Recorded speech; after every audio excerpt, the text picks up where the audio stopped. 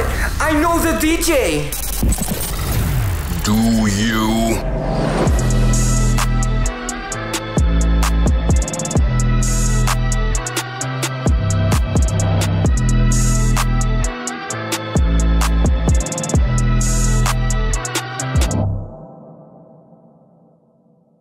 Welcome to episode 22 of But I Know the DJ, a podcast discussing all things DJing, music, nightlife, business, and pop culture through the unfiltered opinions of host Snacks, a.k.a. The Great Snacks, be powered by Dope Entertainment and our sponsor, Anchor.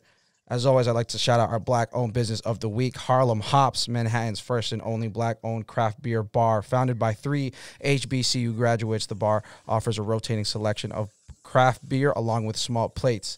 The community-focused bar also runs Harlem Hopes, a nonprofit that provides scholarships to offset the cost of college education to native Harlem residents. If you're in NYC, check them out at 2268 Adam Clayton Powell Jr. Boulevard, New York, 10030, or check them on IG at Harlem Hops. And now I'd like to introduce our guest for this episode, celebrity DJ and producer. He is the tour DJ for Lil Uzi Vert. We welcome DJ P for real. What's going on, brother? How you doing? What's up? What's good, P? Hello? Yeah. You with me? Yeah, I'm here. Word, bro. It's good to meet you. Good to link up. We appreciate you having the time to be here and to converse with us for a little bit. I know you're coming off of a crazy NBA All-Star weekend down in Atlanta. How was that? How's everything been going down there in the A? Man, I'm glad it's over. I had 15 parties. I'm glad it's over. I had a lot of parties. So. Yeah. And I lost my voice. So that actually means something. Yeah. I don't remember the last time. I mean, granted, up in the Northeast here in Boston, you know, I haven't had consistent gigs at all in the last year, and I can't remember the last time I lost my voice from a cedar round of gigs. I mean, man, yeah, it's definitely a lot. And so outside looking in, yeah, Atlanta just in general last weekend has been popping, but even before, so most of COVID, it's been pretty normal there, no? For the most part, yeah, it's been. I'll say for the last about 10, 11 months, it's been pretty open. Wow. You know what I'm saying? Relatively, you know what I'm saying? Like it's still a few guidelines and yeah, you know what I'm saying? Nothing too crazy though. It's been pretty accessible. Mm-hmm. And have you been still traveling, or are you just sticking in the A right now? I was in Atlanta. The last time I traveled, I went to Mexico to get a little vacation. But other than that, I haven't been doing anything outside of Atlanta. Word. And so I know you, you know, started in New York, right? You got roots in New York. What time did you move to Atlanta, and then how do you kind of compare your experiences in, you know, up Northeast down to the South? I think moving out to Atlanta, coming from a New York background, you know what I'm saying, or coming from New York, yeah, or just having that the mentality to coming out here, it's kind of just. It was pretty easy. You know what I'm saying? I'm not saying that the South is slow, but it is slow. Yeah, in comparison. Yeah. Yeah, you know what I'm saying? It's in New York, it's dog eat dog. For sure. Especially Atlanta. Like Atlanta is really geared towards black for lack of words, excellence. Yeah. You know what I'm saying? So yeah. you have a lot of people, you have a lot of black businesses out here, you have a lot of black entrepreneurs. So that makes things a little bit easier. But just like I said, just having a New York mentality coming out here, you can almost conquer. Yeah. And at what age were you when you moved out? Out of high school. I went to college out here. So but that was 2010. Okay, word. 2010, I came out here and then, I stayed. And so you build, because I know you've been DJing since you were about a kid, you know, given your father's background and everything like that. But would you say it took off mostly, you know, being like a college DJ or anything down in Atlanta? Yeah, so basically, so like when I came to Atlanta, like I didn't want nobody to know who my father was because I wanted to, do it by myself. Yeah. Because I don't know if you don't, my father's a producer, so yeah, pretty well known. So in New York, I didn't. It was kind of easy for me to get things done because of my father. But then I also wanted to see if I could do it myself. Right. I came out here and I just worked. I worked hard. I did what had to be done, and you know what I'm saying. I just did shit that I wasn't really normal or used to doing. Like, for example, i.e. a free gig. Like I've never done free gigs until I came. But that's the shit you got to do to establish yourself. And, work paid off. Yeah, no doubt. And so, for listeners who don't know, your father is Prince Paul, DJ producer in really the golden age of hip hop. Being super involved with like the likes of De La Soul, and being super involved with all these, with a lot of people's current favorite artists and even the OG's favorite artists as well. You coming from a legendary musical family like that, what was it like growing up in hip hop and in the hip hop world? And have you ever felt a burden to fill those shoes, just in general? I mean, growing up in the hip hop world, especially like who my father is, because he produced a lot of the early '90s stuff. Like he was like that guy. You know what I'm saying? So, growing up, seeing people like De La Soul in the studio, or Wu-Tang, or whoever my pops worked with. As a kid, you look at that like, oh, I want to do that, because you see all these. You see these guys on TV, him on the radio, and now you're in the studio with him. So as a kid, you get influenced by it. So I think obviously that's like a major thing of why I'm where I'm at now. But then, my father also didn't want me to be in the music industry. You know what I'm saying? He said, "Yo, do anything but." He said, "Do anything but get in the industry." He said, "You can be a lawyer, you can be a doctor, you can do whatever you want. Don't get in the industry." And I didn't listen. So yeah, it's natural, man. Yeah, so with that being said, now I'm here. But now that I do it, or now not that I do it, but now that I've entered the music industry and I'm at where I'm at now, the shoes are always hard to fill because he's accomplished so much. You know what I'm saying? So it's always a thing where I'm always like following footsteps, or I have shoes to fill because people look at me like, oh, okay, you're Prince Paul's son. I mean, the people that know, especially like people that like all the label execs, like they know, like all the old heads, they know who my father is. So they look at me like, okay, so you must be just as fire. You know what I'm saying? Yeah. So I had to always have to stay on my A game. Yeah.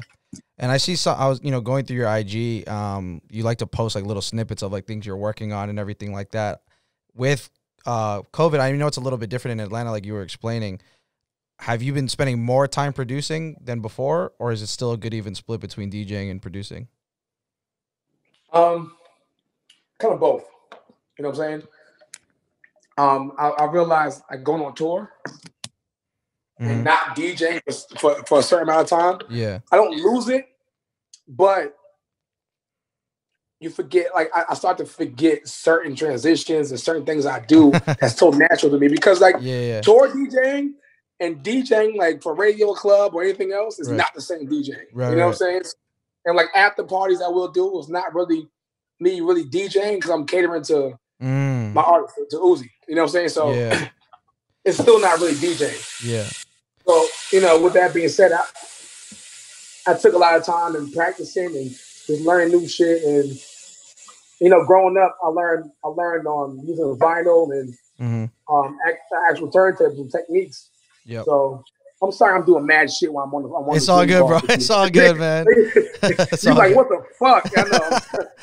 Yeah, everyone excuses just the background noise. P FORREAL's doing a bunch of stuff, but he's here with us anyway. Man, I just finished working out. I'm taking my protein. You know what I'm saying? Don't mind me, okay? It's all good. It's all good.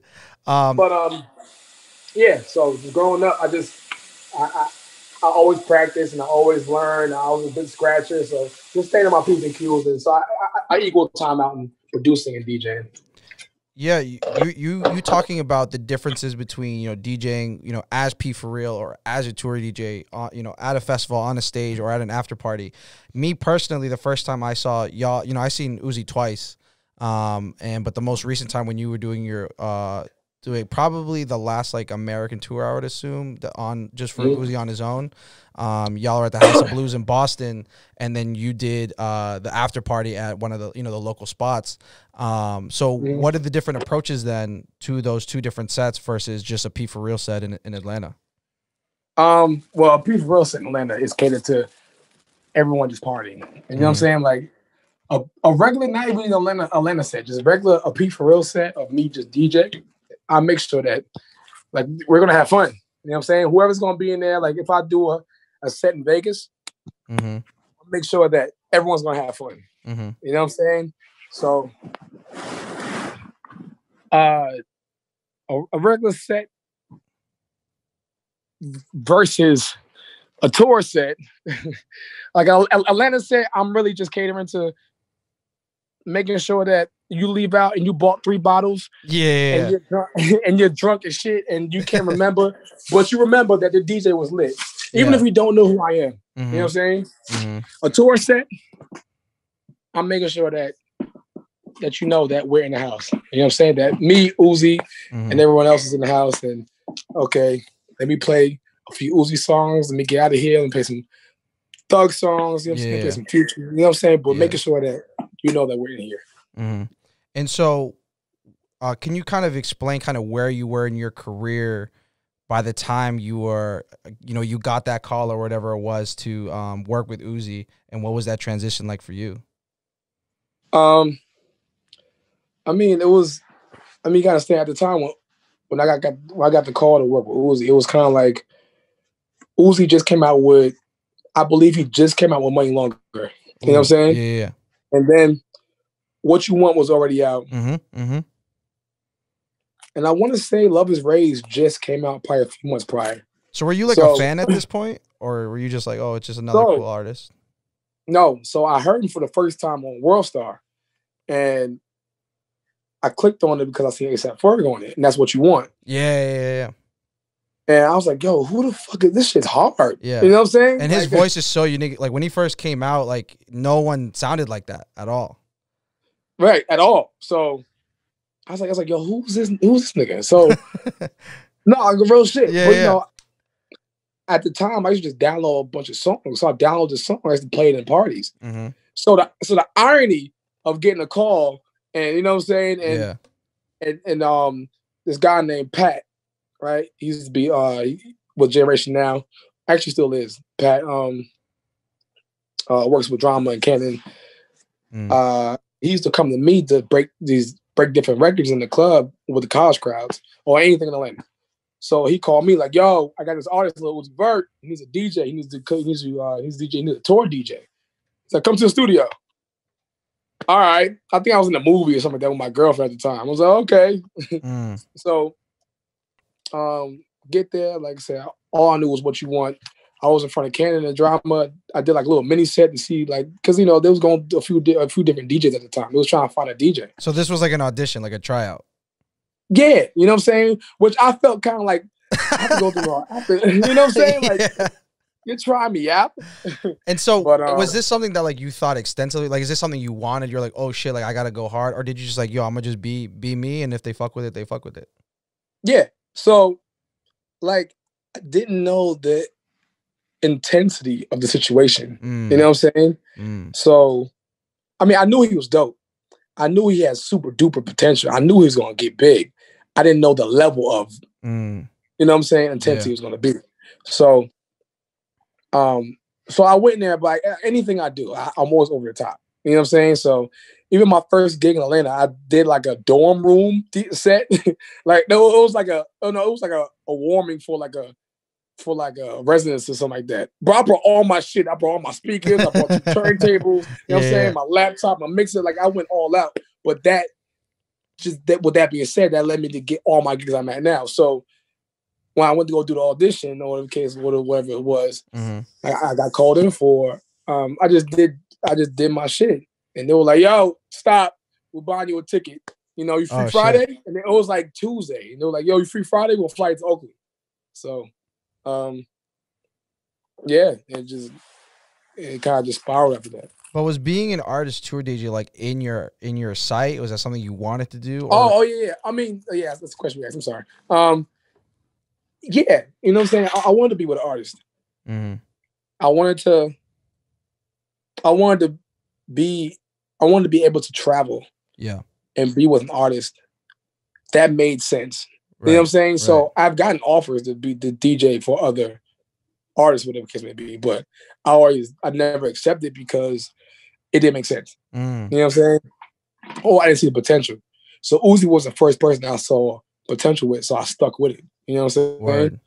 Like, you know, like any beginning artist is never that pretty in the beginning, but I stuck with it because I saw how dope he was. You know what I'm saying? And then we got close, we got cool, so it was dope. And so I always personally think of like, you know, so you do the quote unquote audition and you kill it or whatever, and then they fly you out to Oakland, and then you meet Uzi and they're like, yeah, this is your new tour DJ. Like, what is that initial conversation? What are things that you're preparing for that first show? What are the kind of conversations like? Uzi didn't fuck with me when we first met me. he didn't fuck with me. Really? But it is what it is. Like, you can't be mad at him though, because you know what I'm saying. Like it was like yo, all right, like it was really like Lake was his manager at the time, Drama, Cannon, Royal, he's part of Lang Records. They hired me, right? So Uzi wasn't there, right. You know what I'm saying? So when I first got to Oakland, it was like, yo, this is P FORREAL, this is your new DJ. He was like, hey, what's up? That was it. That was the end of the conversation. That was like at the time he was with, you know, his ex, and like that was the end of the conversation. Yeah, what's up? And that's from at least from like he's kept talking to whoever he was talking to. And it was like that. Yeah, that's like his personality. It seems like, especially at least like if he's not comfortable with you, he seems to be kind of right. You know what I'm saying? And that's just who he is. You know what I'm saying? So it's like, if he doesn't know you, he's not comfortable with you, then he's gonna keep it real short. You know what I'm saying? Like, dope guy. Like, yeah. My nigga. You know what I'm saying? Super cool. It's just that if he doesn't know you, he doesn't know you. And that's what it was for a while. He even told me, he was like, yo, I can fuck with you for the longest. You know what I'm saying? Super honest, you know what I'm saying? But you know, I can't be mad at that. Like, I'm just some stranger ass DJ that's coming in to DJ for. And you know, going to the first show, it was like Cannon kind of like told me the outline of the show, what songs it was, and it was just like, go. And so we kind of like never had a rehearsal. Wow. We kind of just did it. We kind of just improv a lot, but we vibed out. You know what I'm saying? We had a chemistry. Good. So nice. It kind of just worked out. And even to this day, we probably like in total, we probably had like 3 rehearsals and out of all of our years being together. Oh wow, that's crazy. Yeah, I've always wondered, you know, is it like, oh no, I want to do this, I want to do that, or you're just going on the fly, just on the set list, right? Yeah, like if you ever watch our shows, like if you watch our shows chronologically, like throughout the time, you'll see that some shows, like the shows just get more different throughout time because we just throw shit in during the show. Nothing's rehearsed. So we have like a few songs that, okay, Uzi might be like, yo, I want to come out to this song. I'm like, all right, cool. And then there's like maybe a few songs after that we go back and back. But a lot of that is just me figuring it out. Like, oh, this goes good with this, or this might sound good after this. So I'll show him a list. Like, okay, cool. And then we'll go on stage and he might look at me like, yo, I want to play this. You know what I'm saying? Right. And then he, for a while, like, he might have a song. He'd be like this, cut the music down. I'll cut it off, and I'll be like, all right. And then when he's done rapping, I'm looking at him like, is he going to stop here? And I might play. So we just kind of just figure shit out on stage. You know what I'm saying? So there's no real, like, set list. You know what I'm saying? It's just like we kind of just figure it out on stage. I know where he might want to go at certain times. And he might look at me like, yo, what you want to do? You know what I'm saying? So we just talk. Oh, word. That's what's up. Have you ever messed up? Yeah, of course. Yeah. I mean, like it's bound to happen. Like you do over. We easily probably did 200, 300 shows together, right? They're gonna fuck up. Like it's gonna happen. Like something's gonna happen. I'm gonna fuck up. I'm not gonna say he's ever gonna fuck up because it's never his problem. But you know what I'm saying? Something's gonna happen. It's gonna be a technical issue, or I might just fuck up. I'm human. You know what I'm saying? Like it happens. So yeah, like we we had a little back and forth, but you know, it's nothing that wasn't fixed. Having done so many shows, you know, what was like the biggest moment where you're like, oh wow, like I got beads of sweat going down, my heart stopping a little bit, like I don't know what to do, if any. You know what? I I didn't really start really feeling like, yo, this is insane until like this is even past Coachella, past all the big shows we did with like 80,000 people. Like when we was on tour with G Easy Mm. and who else? $10 signs, YBN Namir. That's why I sat there on stage. I was like, whoa, like this shit's insane. You know what I'm saying? Like you don't really take time to sit back and think about what's going on because you're moving so fast. Mm-hmm. I'm sorry, somebody called me. All good, bro. Do you need to do? Because you're moving so fast. You know what I'm saying? Yeah. So, like I sat there on that tour. I mean, I was on stage, and it was probably like 15 minutes until we got on stage, and it's just like it's probably like 60,000 people, right? And I was just like, whoa, like this is insane. Mm-hmm. You know what I'm saying? Like, I'm not gonna say I don't ever say I made it because I'm never complacent. Word. But that was the time where I really stepped back, like, well, I really did this shit. You know what I'm saying? Yeah. Like this happened. Yeah, like you mentioned Coachella, and I know that there's like this legendary photo of like you and Uzi's on the table, and you guys are just rocking out. Like, yeah, what what was like doing it going into Coachella like that day, 15 minutes before the set, during the set, after the set? Like, what are the kind of emotions running through your mind?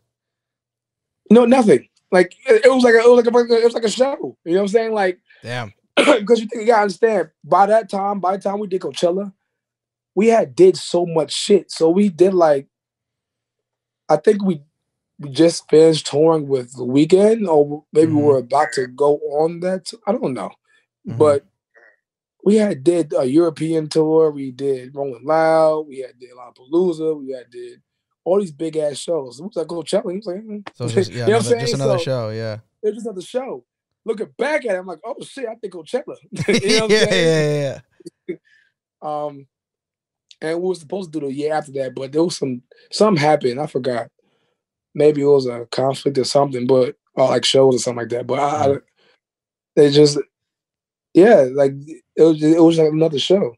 You, like I said, living so fast and living in the life, you don't really appreciate it until it's not really until you really sit there and think about it, or it's not there no more. Yeah. You know what I'm saying? Like, especially during Corona. Like when we're just I'm in Atlanta just doing clubs, and I'm at the crib chilling during quarantine. I'm like, fuck. Like you know, you miss it. You know. What was your primary means of travel? Was it bus touring or plane? What was the main? Both. You know what I'm saying? Both. It depends on what the route was, what we were doing. If we was on tour, we took a bus. Sometimes we had to fly to some shit, fly back to the bus. You know what I'm saying? Like, you know, it depends. And when you're going stop to stop, are you trying to change? Because you do like a little opening set too to get like shit warmed up. Right. You know, would you try and flip it on its head? Would you try and do something completely different? Did you just try and switch one song or two songs? How are you approaching those sets for yourself? I look at the crowd. You know what I'm saying? So I really based off where I'm at the time. Like, okay, if I'm in Chicago, I'm gonna do what Chief Keef said. I might do some, you know what I'm saying? I might do some Herbo. I'm in Cali. Okay, I'm gonna do some Blueface. I might throw in some old Snoop. You know what I'm saying? It depends where I'm at. That's dope. You know what I'm saying? Oh, but I always have some core songs I might go to. Right. You know? What are some of the songs that are like never fail? These always hit no matter where you're at. Finito works everywhere. yeah. Finito works everywhere. Yeah. Work by A$AP Ferg. Yep. Rules and Crips. Oh, got along. Yeah. What was that? What's that song? That's the Good Kid, Mad City. Yeah, Good Kid, Mad City. Yeah. Kendrick Lamar. There's like a few other songs, maybe some few Travis Scott songs. They just always work. But then also, you also have to, you could throw shit in there that may not be a go-to, but it all depends on how you approach it. You know what I'm saying? How you set it up so people can get into it. You understand, being a DJ or being an entertainer, you have to entertain people. People want to be entertained. Yeah. You know what I'm saying? So what you say or what you're telling them, they want to be engaged. They want to feel what you're saying. So it's all about how you approach it. Yeah. So I've seen y'all twice, and I'm 26, so trap music for me is like Gucci, Jeezy, Future. There's a very distinct like early Atlanta trap era, but I think people maybe younger than 24, 23, Uzi is their trap era, like 21 Savage, like this new era. And I'm seeing that as trap becomes more mainstream, more like white kids are getting into it. Do you see that kind of across the city and across your shows where it's like, damn, there's mad white kids here? Yo, all of our shows are white kids. You know what I'm saying? Like, just to be, just be real. Like, even in Atlanta, like, wow, most of our shows are majority are just white. You know what I'm saying? You might have a trickle of black kids here and there, but like most of our shows are like that. So, like your shows, you're not gonna have a majority black show anymore unless you go to like a Key Glock show. You know what I'm saying? Or like something that's like really catered to super duper trap. Right. You know what I'm saying? Right. Young Dolph. Yeah. Gotti. You know what I'm saying? Like that locker room music. Yeah. You know what I'm saying? Like, you understand artists like Lil Uzi, Travis Scott, Kendrick Lamar, they crossed the barrier. You know what I'm saying? They crossed the platform of catering to almost everybody. So they have a so diverse crowd that you gonna get a mixture of everything. You know what I'm saying? Artists that like kind of cater to their demographic is gonna get that. You know what I'm saying? So when you're going through stop to stop and you're on a crazy tour, like how is that mentally and physically to you? I mean, you were just drinking protein and come from the gym. Like, I feel like you're not really able to do that as much. Do you feel that? Do you get tired? Like, what's tour life really like? Nah, I make it my duty to actually keep my body healthy because tour fuck you up. Like, you can ask artists, like, yeah. You know what I'm saying? Like, not just touring, but just traveling all the time will fuck you up. Like, you have to take care of your body. Like, I work out on the road, take my vitamins, drink a lot of water, get a lot of sleep, because your body needs time to repair itself. That's why you see people like just rappers and shit, like they just look crazy in the mid-30s, or like, you know what I'm saying? Or like they just look like they've been through it because they didn't take care of their bodies. Like, they lived this lifestyle and taking drugs, and you know what I'm saying? Or like how even Rick Ross, they like had a seizure. Like, like, just doing a lot, you're not taking care of your body. You gotta sleep, you gotta eat properly. You know what I'm saying? Like, it's hard. Don't get me wrong. Like, it's hard to go to the gym while you're on tour. Right. Or like I'm saying, or waking up in the morning before you're in a flight to go work out or run or something, because the traveling will fuck you up. So you gotta like take care of your body. Do you have like a specific diet that you try and stick to being on tour that differs from when you're at home? No. I mean, I try to, but like you gotta eat to survive. You know what I'm saying? Like, because there's times when you be on the road and you might eat at 8 a.m. and you're not eating till 8 p.m. Right. So anytime you see food, sometimes you gotta get it and you gotta eat it. Yeah. You gotta get it. When you get it, pick the best thing that you can find. You know what I'm saying? And then you just gotta, like, you know what I'm saying? It's not the easiest thing to do. It's not easy to eat on the road. Eat properly. I feel like if I were me, I'd be like, yo, fuck it, just take me to the nearest McDonald's and let's just make it happen. You know what I mean? And that's how we was overseas. I don't know if you've been to Europe. Europe has terrible food. Yeah. But low key, their fast food like has gems on them because they have like they incorporate whatever their cuisine is into like the McDonald's and shit. Right. So we was trying all that shit. So, like during like the shows, like during show days, we had catered food. The weekend had catering, and his tour was insane. But he had like salmon and all types of chicken cuts and shit, and it was crazy. but like on the off days, like on the days that we didn't have shows, we had to spend it for ourselves. So we were like, yo, fuck it, McDonald's again. I had McDonald's on a tour probably like at least 30 times. Yeah. But that's because, like, like that's the safest thing to get. You're not eating at no random ass fast food place in West Bumblefuck Europe. Yeah. What spot, at least in the U.S., kind of surprised you or like has the best food? That's a good question. I mean, the basic shit like Cali and New York. That surprised me to have good food. Maybe New Orleans. New Orleans food was pretty good. Oh, word. Yeah. Yeah, it's probably. I'm not too sure. When Travis Scott was in Boston, I opened for Chase B on his after party, and Chase B said Boston had the best crowd. Who do you think has the best crowd? Wow. Yeah. I was shocked too, trust me. I didn't think he was, but he said, because I think we had him at the end of their leg. Yeah. And I mean, he could have just been saying this to every single person he spoke to every city, but he was like, yo, Boston had the best crowd we've had so far. Who do you think has had the best crowd? I like Boston crowd, though. Do I have a club called Bijou, that's where you played. Yeah, Bijou. Okay. Yeah. I think I DJ'd there before. Yeah. That's where you were at. I remember. Okay. Because my boy shot photos for y'all. Okay. Yeah. I like Boston. I ain't gonna lie. I don't know. I like all the crowds. Any crowd that gives me energy, you know what I'm saying? That has in a few states, like the little middle states, like Wichita, dumb shit like that.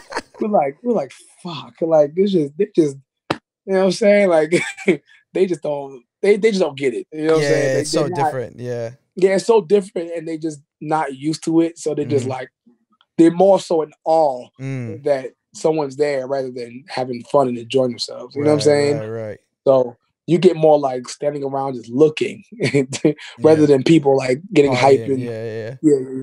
Yeah. I know that Uzi can be a pretty like wild guy, like climbing on shit and anything. Is there any time where you've been like legitimately concerned and been like, yo, I actually don't know what's happening. I hope nothing goes wrong. Yeah, definitely. I mean, I mean, like when he jumped off of that platform, was that Rolling Loud? Yeah, Rolling Loud, I think. Yeah, I know what you're talking about. As a matter of fact, fuck that. Anytime he jumped,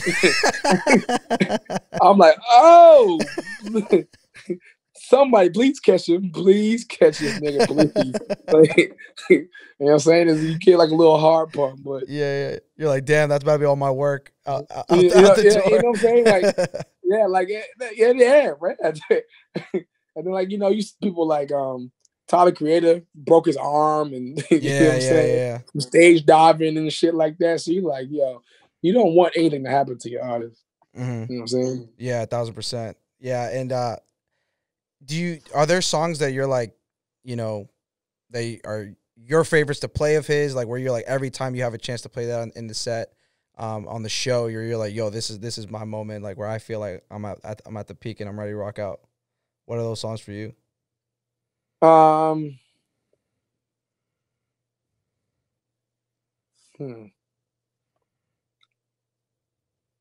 Definitely EXO Tour Life. EXO. Yeah, that shit just must be different. Always goes insane. But there's like a little set where we have like just intense. There's like a good 15 minutes of just like, and that's like, I think we do We Are Ghetto Flowers. We do What You Want. Something else. How long can it take? What song is that? Break a Face. Like an ocean, like a lake. Wait. How that it was like 3 or 4 songs. You know what I'm saying? I think it's interesting that you don't remember the names of the songs.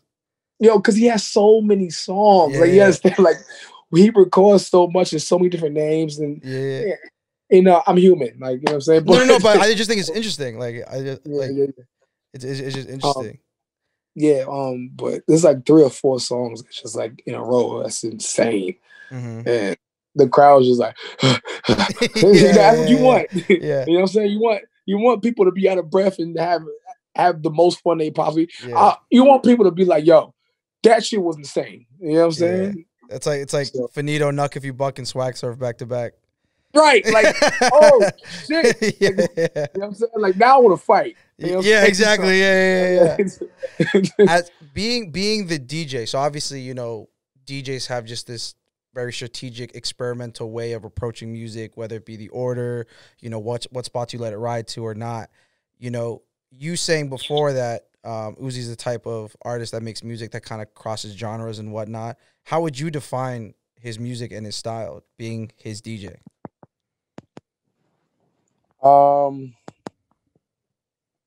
Uzi is a hip hop rock star. Mm-hmm. You know what I'm saying? So to sum that up or to make it make sense, super duper hip hop. You know what I'm saying? He could rap his ass off. Mm-hmm. But his persona is rock star. Mm-hmm. You know what I'm saying? So I don't know if that answered your question, but it's hard to describe Uzi. Yeah, you know what I'm saying? It's real hard to describe him in a few words. He is who he is. Yeah. You know? I mean, I think he's definitely pioneered one of the pioneers of just like, yeah, that like grunge punky trap that's melodic, that can be dark, that's sad. You know, obviously 10 years ago, no one was really doing it. It was all hard. It was about making money, drugs, cars, women. You know what I'm saying? And so now, and that's, you know, starting to float into like the Little Skies, the Trippy Red. You know what I mean? I think Uzi's one of the first guys to really, really do that. Do you feel the same as way? Yeah, the reason why Uzi is going to last for a long time and maybe not, this might be a reach or it might not be a reach or for like years to come, 15 plus, because he created his own style. You know what I'm saying? So he's always going to be looked at as the creator of the whole yeah movement. You know what I'm saying? So if you notice, a lot of artists are doing that now. Right. You know what I'm saying? But it always gets referred back to Uzi. Yeah. Always. 1000%. So I just think like him creating his own path and him always being him. Like he doesn't change for nobody. Right. You know what I'm saying? Yeah. It's just the longevity's gonna be insane. You know? And you coming, you know, we mentioned this in the beginning, you know, your dad's you know, a hip hop purist, right? You know, coming up from, you know, in the golden age, being kind of in between now, like, oh, my father's in the purest golden era of hip hop, and now I'm working with someone who's like kind of breaking these barriers, mixing these genres. You know, do you see both sides? Do you ever be like, oh, you know, the purist side tells me hip hop should be this way, or my dad thinks it should be this way, but Uzi's taking it this way? Do you ever find yourself kind of in that mindset? No. And I say that because my dad's era is his era. This is you know what I'm saying? Like, even he came to a few of my shows and he was like, you know what I'm saying? Like, he may not respect the music, but he respects the craft. You know what I'm saying? And he respects, let me reword that. He may not understand the music, but he respects the music and respects the craft. You know what I'm saying? That's just having the love of the love for music. You know what I'm saying? And the love for performing and the love for being in the industry. You respect it. So when he sees me do a show in front of 50,000 people and how the kids react, all that kind of gets knocked down. You know what I'm saying? So, you know, you can't hate on too much. Yeah. No, and that's respect. I mean, there's even in like the local DJ game, like you have like your OGs that are hating on like people, you know, oh, they just picked up a controller and are doing this, or like, you know, they're not fucking with the no music. You know, it's good to know that, you know, at least you for yourself are able to separate that and understand that, and as well for your father as well to do the same. Yeah. I mean, I grew up in a hip hop household, super duper hip hop. Yeah. You know, but also I roll with the times. You know what I'm saying? Like, imagine me just being stuck in old school hip hop. I'm not going to progress through anything. Yeah. I'm not on production. I'm not going to progress. I can't do clubs. You know what I'm saying? I'll be able to do clubs, but it's going to be like all 40 and up niggas. You know what I'm saying? Like, Yeah. it makes sense. So, you know, and but I like music that's out. Like, I'm not just like this old nigga that just like, you know what I'm saying? Like, oh, I just like old hip hop only. Like, and just shit that's out, I listen to on my off time. You know what I'm saying? Like, I love music. Yeah. What is the shit that you listen to in your off time? I feel like a lot of people assume DJs, we just listen to party music all the time, but that's not always the case. Man, my off time, I listen to either, I'm not gonna lie, either some old school shit, some old school hip hop, like some dirty, grimy shit, or like I'm listening to like some Erykah Badu. So Yeah. you know what I'm saying? Yeah, Something real calm and collective, and I might listen to like some jazz pieces or something, like, because I'm always listening to, for being a producer, you always listen for like samples or listen for sounds, listen to hear something new. Word. Because I want to create some new shit. So I'm always listening to different things, especially on my off time. Or I might listen to podcasts, or you know what I'm saying? Anything. I really don't listen to club shit unless I'm in the club. Yeah. You know what I'm saying? I'm the same way. I'm the same way. Yeah. Yeah, all the radio shit, I don't listen to that. Like, I need something that's gonna inform me, or you know, something gonna calm me down. Mm-hmm. You know? Yeah, you mentioning samples. I know that there's like a video you posted where like you like sampled like something from like a movie or something like that. Oh yeah. It's called Cape Fear. Yeah, that shit was crazy. Yeah, I was on Netflix, and I think I played it by accident. I think, you know how you just press play on anything because you want some background noise. Yeah. I remember I was on my computer, on my bed. I kind of just looked up. I'm like, what the fuck is that? Mm-hmm. It's like, dun, dun, dun, dun. I was like, oh shit. And I played it back like 6 times. I'm like, wait, I'm playing it over my head. Yeah. So I went online. I got the file, and I kind of just fucked with it for a little while. And that's what came out. Yeah, that shit was crazy, and it was funny because like, you know, me just like flipping through and watching it, I was just like, I don't really get what he's doing. But then like hearing the chop and then hearing when the drums came in, and then it just like that's the thing about samples is like, until it's already made, you don't see it. You know what I'm saying? Right. Like, so like, again, in the beginning, I was like, I don't really get it. And then once the drums came in, I was like, oh, of course, like this sounds like, you know, a full record and stuff, but like I just didn't see it. You know what I mean? So yeah, that shit was dope. My brain is weird. Like, my brain works weird. It's for real. So like, I might hear some shit, or I might hear like, that's why I like playing old music, like just random shit, because I might be this small of a part in the song, and either I'll loop it or I'll replay it. You know what I'm saying? And create for myself, but it takes like 0 seconds for me to fix some shit up. What do you produce on? What DAW do you use? I will never tell. I can't tell you all my secrets. Have you been always using the same one since Jump?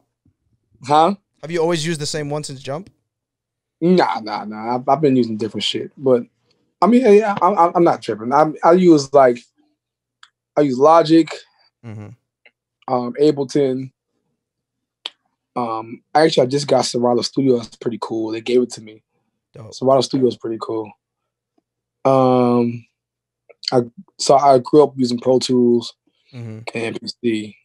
So you've been on everything. Yeah. You know, it's crazy. The only thing I don't know how to use is Fruit Loops. Like, no one's really introduced it to me like that. I didn't.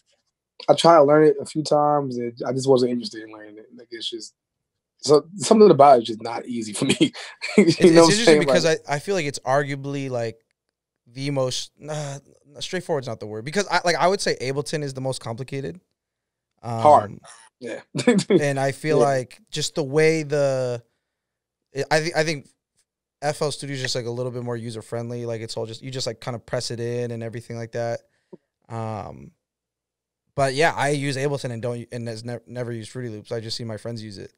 It's just weird. But I fuck with Ableton heavy, even though it's like crazy complicated. Like, you can never learn everything on Ableton. There's like no limit to Ableton. Like, Ableton is the only program that has 0 limit. Like, it's so wild. Yeah, like, it's I don't get who made it, and I know it's German. But yeah, it's like I think it's German, but it's like it's endless. Like you could control lights and shit with it. Like it's like it's crazy. Yeah, like the fact that you can perform live, like do completely like live production or like live sets on it. Like I know like Flostradamus used to do that, just perform straight up on Ableton and like do like fucking Coachella on it. Yeah, shit's fucking wild. Yeah. Has COVID changed anything for you besides the fact that you can't really be touring the world? Have you like got any new habits or any new hobbies, any new ways of just like kind of going about your day or anything like that, or your work?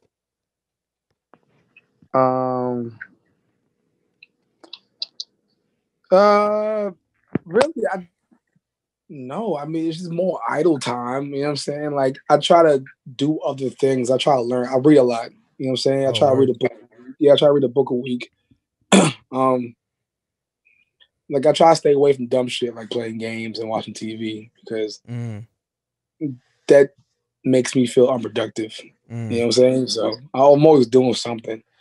Even if I'm not doing nothing, I'm doing something, if that makes sense. You know what I'm saying? Like, I can't just be doing bullshit or just not. It's gotta be productive. Yeah, it got to be productive. Like, it's just how my brain's set up. So, yeah, I'll just be kind of staying busy, making a few investments and stuff like that. Start my clothing. Not started, but my clothing company. I focused on a little bit more. You know. Yeah, please talk about it. Like, you know, what is it? Where can they find it? You know, what to expect from it? How did it come about? Yeah, FORREAL Apparel. I mean, came about touring. I was selling my merch on tour. People liked it. People loved it. I came back to Atlanta and people was like, "Yo, I want that shirt." So I made an online store and it sold out like in a few days. So it did really well. Then I made my first hoodie probably almost 2 years ago now. I put it up, sold out in a day. And I stopped making them. You know what I'm saying? I stopped doing it. That shit's not easy. Like, it's very stressful to be. Like, especially in an industry that I'm not too aware of. So, like, I made a lot of money on it, but it's stressful because, one, I was doing everything myself. So, like, I'm selling, I'm calling people to get shit done. I'm calling printers. I'm calling this designer. I'm packaging shit up. I'm sending shit off. You know what I'm saying? Wow. It's very time consuming. You know what I'm saying? Like, it's not easy. But, you know, being who I am, I don't have a problem with it. You know what I'm saying? But I kind of backed off from it after my first drop. Because once it's sold out, I don't restock nothing. So once it's sold out, it's sold out. And I did my other drop, sold out again. And I kind of chilled off of it because I think I started doing a few more shows and shit. So I kind of had my homeboy. He took over the entire operation for me. And then when Corona happened, I kind of started focusing on it again. So, but yeah, like for real, it's FORREAL Apparel. Basically, it's my clothing company, and I'm about to drop some more. I'm about to do a total revamp. I'm doing another drop. I'm coming out with hoodies, shirts, socks, hats. Oh shit! The whole nine. Yeah, everything. So I invested a lot of money too. So I'm gonna I'm gonna drop a new website. Everything's getting dropped. Probably about mid-springish, end-springish, top of summer. Dope. Yeah. Dope. Yeah. I love, like, you know, merch is becoming so important, you know, especially as social media has become more important, being the influencer, being able to kind of give something back to your fans or your supporters. Do you feel, you know, especially after, you know, getting the label, you know, the tour DJ for a big artist label, do you feel that you had to kind of manage your social media a whole different way, like walk a whole different way? Or is that something you try not to put too much thought into? Yeah, I try to put too much thought into it. Like, people gonna fuck with you, people not gonna fuck with you. You know what I'm saying? Like, I get people to follow me all day, every day, and people unfollow me all day, every day. Right. You know what I'm saying? The moment you sit and look and watch what other people are doing, or how they following you, or how they feel about you, it's gonna consume your day. Word. You know what I'm saying? People get brainwashed and swamped into social medias. You know what I'm saying? Like, people let social media control their lives. Word. Imagine I sat and looked at every comment that was about me, or or like any negative thing that was written about me or anything social media as a time consuming, I'd kill myself. Mm-hmm. You know what I'm saying? Yeah. So Did you? I mean, I don't know how Atlanta is specifically as far as like DJ community or just like music industry in general. When you started, getting these crazy shows, these crazy tours, were there local haters, people that used to fuck with you that don't fuck with you anymore? Like, did you experience any of that kind of backlash just from people not really, just kind of just being jealous? and what? Like, my fault. I don't think I caught the whole question. One No, more no time? problem, no problem. Yeah, so like, as you started getting bigger shows, tour dates, and going around the world, did you see that people that you were fucking with, or people that like internal in Atlanta were hating on you, talking bad about you, being just general haters, or is everyone kind of stuck behind you and supported you the whole way? Yeah, I don't have too many haters. You know what I'm saying? Or not too many haters that's in my face that actually knew I was hating. There's probably people that's hating on me low undercover. You know what I'm saying? But Yeah, of I course. didn't have too many because I'm not a bad guy. You know what I'm saying? Like Mhm. anybody that I come across, I don't have no problem with. Like there's probably like maybe one or two people that I'm truly like, I don't fuck with you. But like other than that, I don't have beef with anybody. Mhm. You know what I'm saying? So my supporters or people I come across, they kind of stood around and supported because I'm not a bad person. I don't bring bad energy. You know what I'm saying? Word. Have you And worked? I keep to myself. So Word.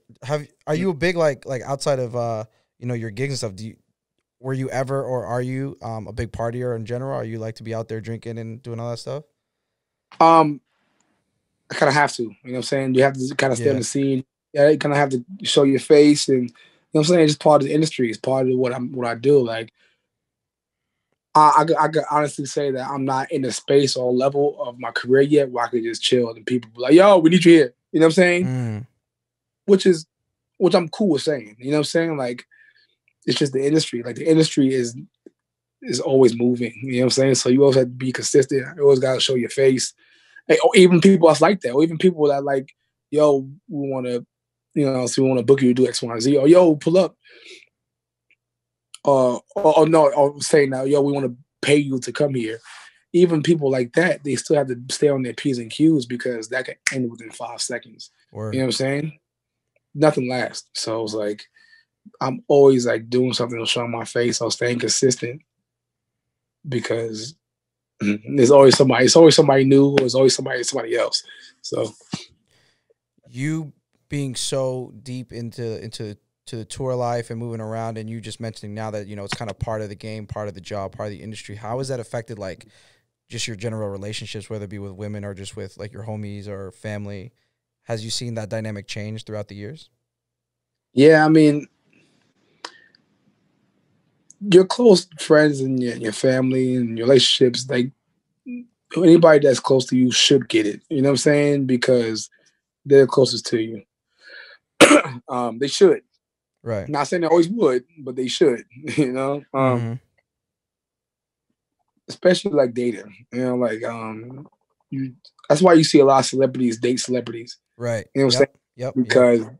Because they understand the lifestyle. They understand that the schedule is not a set schedule. You know what I'm saying? It's kind of hard dating because women just want time. You know what I'm saying? And it's hard to give time when I don't really have a set schedule or have the time to give. You know what I'm saying? Yeah. So that's probably the only hiccup, but it's not too much of a hiccup. You know what I'm saying? As long as your communication is on point, it should be cool. But other than that, like if people that fuck with me, like they understand like my just life at this point. Yeah. Yeah. Yeah. I mean, even on a like, I don't do too much traveling. I've just done like just New England and stuff, and like I Mhm. feel it. You know what I mean? And I'm like, Yeah. busy. Like when Boston isn't shut down with a pandemic, like if it's 4 or 5 week, gig weekends and stuff like that, and like Mhm. people trying to hang out, or whether it be women or whatever, and you're just like, yo, I can, and like it takes people that are not in the industry to be like, I don't fucking get it. Like, Right. why would you do this and not see me or spend time? You would want to spend time or whatever. Mhm. It's I just can't imagine it when you're like actually touring the world like that. yeah. It's definitely like it's definitely insane. Like I said, just taking care of your body and staying hydrated, Yeah. working out. You know what I'm saying? Yeah, just be on top of Working your. out, not killing yourself. You know, taking your vitamins, taking stuff is gonna complement your body. You know. What's next for you? Does DJing ever end? Does touring ever end? Or do you see yourself making, this being a stepping stone for something else? Definitely a stepping stone with something else. You always want to do something. You always want to do something bigger than what you got going on. You know what I'm saying? So, but I will say this: the DJ never dies. You know what I'm saying? So, I'm always gonna have gigs. I'm always gonna be able to DJ somewhere. I'm always because I love my job. At the end of the day, I love what I do. I love entertaining people. I love making people smile and seeing they're happy because they're enjoying what I'm doing. You know what I'm saying? So. That's not gonna stop, but I'm always looking to see what's gonna be the next big thing. Like that's why I'm taking my code a little bit, my line serious. Like I said, I have a few more investments in a few things that I'm not gonna talk about, but it's always the next big thing, and of course my production as well. Yeah, are they? I mean, I'm sure you can't talk in too much detail about it, but are there any like big production credits or like records we should be looking out for coming in the horizon? I can't talk too much about that. Yeah, I'm gonna send you the email. Just give the drop. Yeah. You'll be the first to know. I'll let you know. My guy. Yeah, I don't want to take too much more of your time, but please remind everyone of where they can find you, your clothing line, and then just reiterate anything that can be coming down the pipe that we should be looking out for from P For Real. Oh yeah, for sure. Yeah, all my social medias is DJ P FORREAL, DJ P FORREAL. That's whatever you wanted to be. That's Twitter, that's Instagram, that's Facebook, MySpace, Black Planet, whatever you want, whatever you're on. You know what I'm saying? And yeah, of course, my clothing line, FORREAL Apparel, FORREALapparel.com. Right now, like I said, kind of not down. I probably have like maybe some hoodies on there. And once them shits is gone, they gone. But I'm dropping a whole new line. It's gonna be a whole new event in spring, and from then on, it's gonna be an ongoing thing. So, FORREAL Apparel is gonna be dropping full blast mid-spring, top summer. Word. And at this point, with half the world not really knowing what's going on, like, do you see? I mean, I'm sure if you already have tour dates lined up as far as concerts and stuff, I'm sure you won't be able to say much, but. Are you in a position where you're kind of like, shit's going to be rocking and I'm going to be able to travel again soon? That, honestly, I don't know. You know what I'm saying? Like, I want to travel. Yeah. But, we're at a space in life now where people are so scared to do shit. Right. Like, imagine how freaked out people were before Corona. Now, Corona's happening. Now, people are like, oh. Yeah. You know what I'm saying? Like, I walk into the store. Like, if I forget my mask or some shit, I walk into the store and people look at me all stupid. Like, imagine going to a concert. Yeah. You know what I'm saying? Like, people mentally aren't ready for that yet. Right. So, I think it'll take time. I think definitely by next year will be cool. This year, maybe. You know what I'm saying? Like, it's a stretch. It's a reach. Maybe. Yeah. Definitely next year. You know what I'm saying? And that sounds crazy because we're in March, but it's realistic. Right. You know what I'm saying? Yeah, 1,000%. Yeah, I mean, I hope, we get to see you out on the road again and people get a chance to see you now, being able to hear from you and be able to like see, with you explaining how you're approaching everything, your view on the set and everything like that. I really, really appreciate your time and your insight. And it's been a huge pleasure having you on the show, bro. Oh man, appreciate you. Thank you for having me. It was good conversations, great interview. Appreciate you. Thank you. Absolutely, man. As P For Real said, follow him at DJ P For Real, correct? Yep, at DJ P FORREAL. Yeah, please check him out. Show him love. And next time you get a chance to see him on tour, show him love, support him, and support his clothing line. As always, follow at Dope Entertainment Official on Instagram, at But I Know the DJ on Instagram. Follow your host at Gimme Snacks on Instagram, and we'll keep coming with the good content. Show love, share, like, and we'll talk to you next time. See y'all.